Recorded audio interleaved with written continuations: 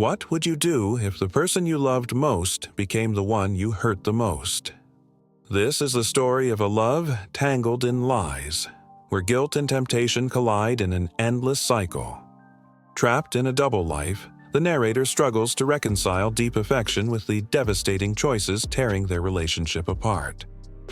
As the cracks grow deeper, they're forced to face a heartbreaking question.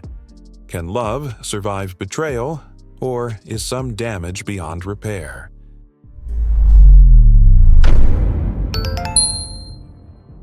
Sometimes, late at night, I catch myself staring at the ceiling, asking the same question: why? I mean, I love him, really, I do. But there's this pull. A rush I can't explain, a thrill that leaves me feeling alive in a way I don't when it's just the two of us, tangled in our routine. It's not that he isn't enough. He's kind, thoughtful, everything someone could want in a partner. And yet, there's a part of me that craves the chaos, the forbidden. It's like an itch, impossible to ignore.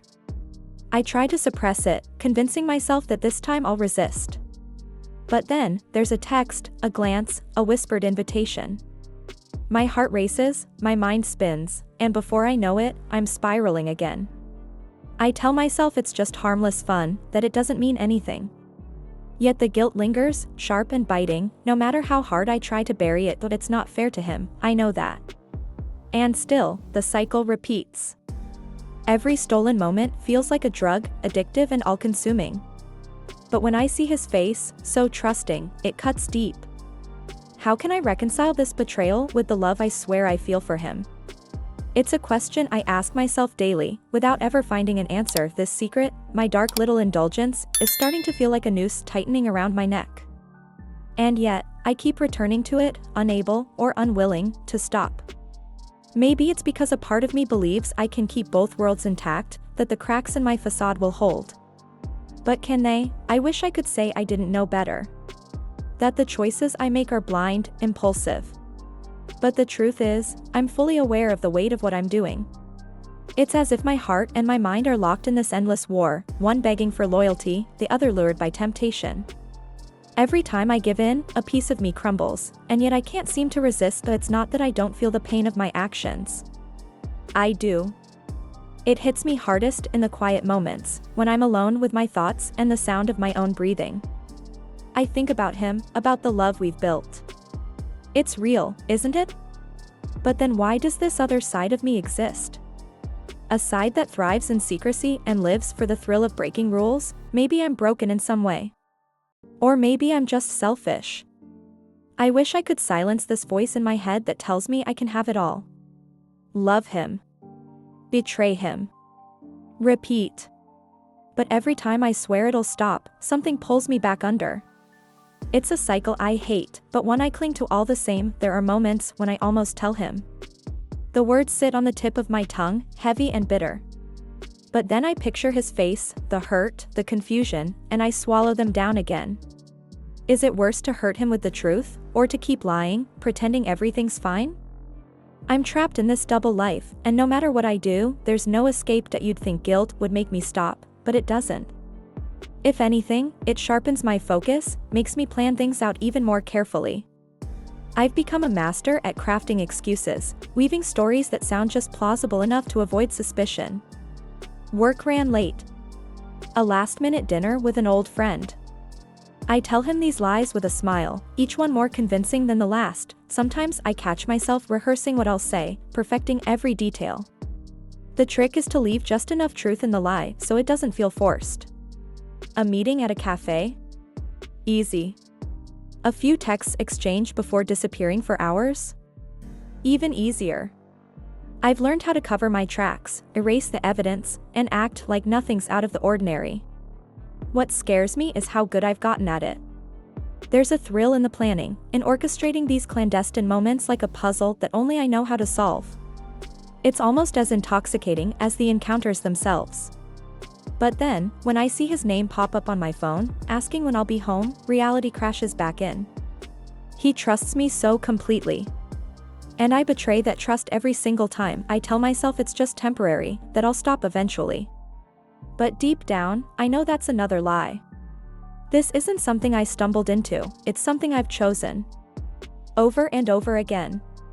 The lines I swore I'd never cross have vanished, and I can't even remember where they were to begin with. The worst part isn't even the lies, it's how natural they've become. I can say things now without a second thought, without that flicker of hesitation that might give me away. It's frightening, really, how easy it is to build this parallel life. One moment I'm sharing dinner with him, laughing at a joke he told, the next, I'm crafting a text to someone else, heart racing at the thought of what's to come. I know it's wrong, but I can't seem to stop. Every time I think about what I'm doing, I find ways to justify it. It's just harmless fun, I tell myself. He doesn't have to know. And yet, deep down, I know these excuses are hollow. They don't hold up to the guilt that gnaws at me when I'm alone. Sometimes I wonder if he senses it. Does he see the cracks in the facade? The way I pull away when he gets too close? I've convinced myself he doesn't suspect a thing, but part of me knows that can't be true. He's too intuitive, too good at reading me. Maybe he's just choosing not to see it, turning a blind eye to avoid confronting the truth, and still, I keep going. The lies pile up, each one heavier than the last. But I tell myself this is temporary, that it won't last forever. That I can keep this balance between two lives. It's a lie, of course. One I've become so good at telling, I almost believe it myself. That it's strange how something so destructive can feel so routine. The cycle is always the same, the spark of temptation, the rush of planning, the thrill of the moment, and then the inevitable crash. I tell myself each time that this is it, that I'll stop, but I never do. Instead, I fall back into the same patterns, as if I'm on autopilot, but it's like I'm chasing a high I can't quite reach. No matter how much I get, it's never enough. There's always the need for more, the next message, the next meeting, the next lie. The guilt comes later, of course, but by then it feels distant, like an echo I can ignore. At least until it grows too loud to drown out. Sometimes I wonder if I'm addicted, not just to the excitement, but to the chaos. There's something intoxicating about walking that fine line, about keeping the balance between two worlds. But it's exhausting, too. Living like this means constantly looking over my shoulder, second-guessing every move, every word. It's a life built on quicksand, and I can feel myself sinking, and yet, I can't stop. Or maybe I won't. Because stopping would mean confronting everything I've done, everything I've become. It would mean facing him, and the truth I've been so desperate to avoid. So instead, I keep going, caught in a loop I can't escape, even as I watch it slowly unravel around me. Sometimes, I catch him looking at me with this quiet intensity, like he's searching for something I'm not giving him. It's in those moments that the weight of what I've done hits me the hardest. He doesn't know, at least, I don't think he does, but there's this distance growing between us, one I know I'm responsible for. It's subtle, but it's there, like a shadow neither of us can name. He deserves better. That's what I tell myself when the guilt gets too loud to ignore. He's been nothing but good to me, patient, kind, always putting me first. And how do I repay him? By lying, by betraying everything we've built. I see the cracks forming in his trust, even if he hasn't said anything yet. It's the little things that show me the damage I've done. The way his smiles don't quite reach his eyes anymore. The hesitations in his words when he asks where I've been or who I was with. He's too kind to accuse me, too trusting to suspect the truth, but I can see the questions forming in his mind. And it breaks something in me every time. And yet, even knowing this, I can't seem to stop. I tell myself he's happy, that our relationship is still strong, but I know it's not true. He's starting to feel the weight of my lies, even if he doesn't fully understand where it's coming from. I wonder how much longer I can keep this up before everything falls apart. I've become an expert at convincing myself this isn't as bad as it seems. Everyone makes mistakes, I tell myself, as if that somehow makes it better. I've crafted these intricate justifications, little narratives to soothe the guilt when it threatens to overwhelm me. But deep down, I know they're just excuses, fragile, empty, and painfully transparent. Sometimes, I tell myself that I'm protecting him. If he doesn't know, it can't hurt him, right? It's almost laughable how easily I can twist things around to make myself the hero of this story. But when I'm alone with my thoughts, the truth comes rushing back. I'm not protecting him, I'm protecting myself. From the consequences. From the shame. From the fallout I know is coming, even my own feelings become a tool for justification. I love him, I tell myself, as if that makes the betrayal any less real.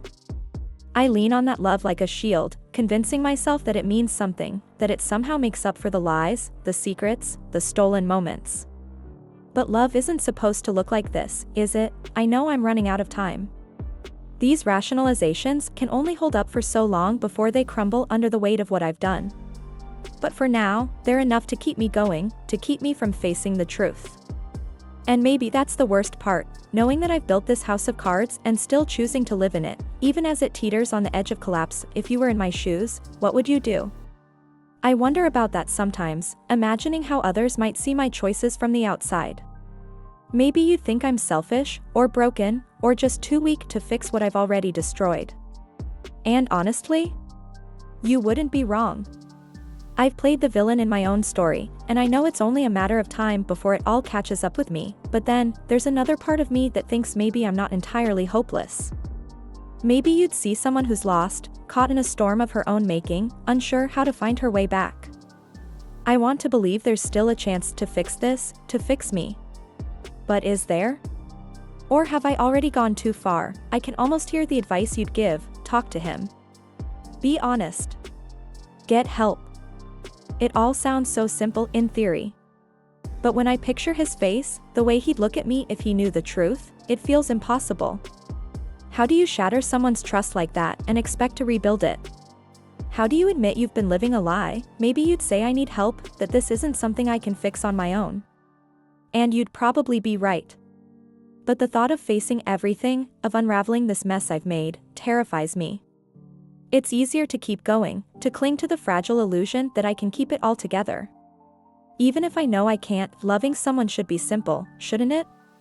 You meet, you fall in love, and you commit. At least, that's how it's supposed to work. But here I am, loving him with all I have, while betraying him in ways he may never forgive. How do those two truths exist side by side? How can I claim to love him while doing this to us? I've tried to make sense of it, tried to understand how my heart can feel one thing and my actions say something entirely different. Maybe it's because love isn't always enough. Maybe I'm too flawed, too broken to give him the loyalty he deserves. Or maybe I'm just too selfish to let go of the thrill, even when I know it's hurting him. What scares me the most is the thought that this is who I really am. Not the person he fell in love with, but this version of me that I can't seem to control. Is it possible to truly love someone and still betray them? Or does my love mean nothing if I can't honor the promises I made to him? I wonder if I'm holding on to something that's already lost. Am I staying because I love him, or because I'm too afraid to let go? It's a question I don't know how to answer, and maybe I never will. All I know is that the longer I stay, the harder it gets to tell where love ends and guilt begins. There comes a point where you have to stop running from the lies, the guilt, the endless cycle. I know I'm there now, standing at the edge of a decision I can't avoid any longer. The cracks in this double life I've built are starting to show, and I can feel everything teetering on the brink of collapse. Something has to change. Maybe it's time to face the truth, to admit to him what I've done, no matter how much it hurts. He deserves that much, doesn't he? To know the person he's been loving isn't who he thought she was. But the idea of seeing the betrayal in his eyes, of watching his trust shatter, is almost too much to bear. I don't think I can do this alone. The patterns I've fallen into aren't something I can break without help. Maybe that means therapy, or talking to someone who can guide me through this mess.